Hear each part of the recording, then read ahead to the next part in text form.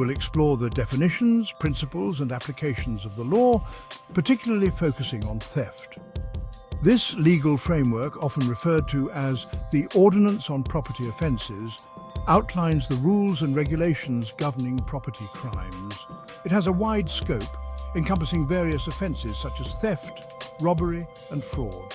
This law is crucial for maintaining social order and economic stability. It ensures individuals can possess and utilise property without fear of unlawful deprivation. Section 2. Defining key terms. Understanding the terminology used in the Ordinance on Property Offences is essential for grasping its full implications. Theft, in this context, refers to the unlawful taking of another person's property without their consent. Property encompasses a broad range of assets, including tangible items like money and goods, as well as intangible assets like intellectual property.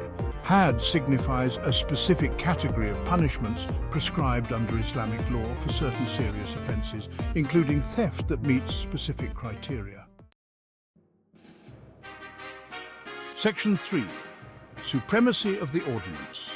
The Ordinance on Property Offences holds a position of legal supremacy, meaning it overrides other conflicting laws or customs.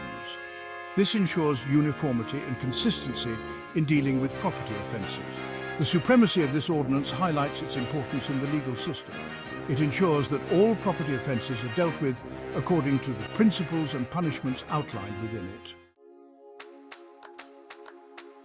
Section 4. 2 types of theft. The Ordinance distinguishes between 2 primary types of theft: theft liable to had and theft not liable to had. This distinction is crucial as it determines the severity of the punishment. Theft liable to had involves the unlawful taking of property that meets specific conditions, such as a minimum value, Nisab, and fulfillment of other requirements. Theft not liable to had encompasses cases that don't meet the stringent criteria for had punishment. These cases are typically subject to discretionary punishments determined by judges based on the circumstances. Section 5. The concept of Nisab. Nisab is a fundamental concept in determining whether theft is liable to had. It refers to a minimum threshold of value for the stolen property.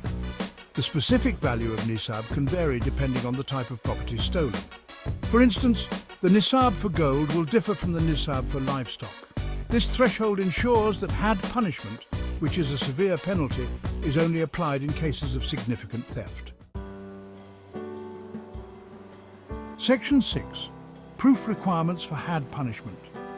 Cases involving theft liable to had require a high standard of proof to ensure justice and prevent false accusations.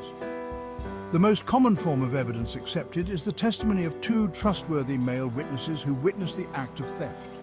Alternatively, a confession from the accused, made voluntarily and without coercion, can also establish guilt. Section 7. Multiple offenders in theft liable to had.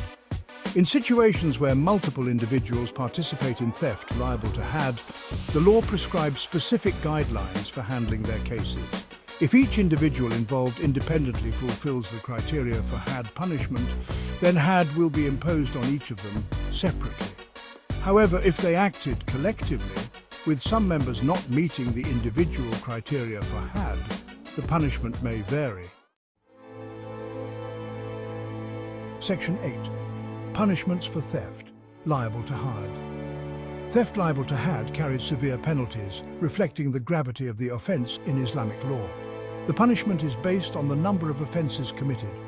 For a first-time offender, the punishment is the amputation of the right hand. This serves as a strong deterrent and emphasises the seriousness of the crime. For a second offence, the left foot is amputated. Subsequent offences can lead to imprisonment or even the death penalty, depending on the specific circumstances and judicial discretion. Section 9. Exceptions to had punishment. While had punishment for theft is a fundamental aspect of Islamic law, certain exceptions and mitigating circumstances can lead to its non-imposition. If the stolen property was taken out of extreme necessity, such as to prevent starvation, had punishment may be waived.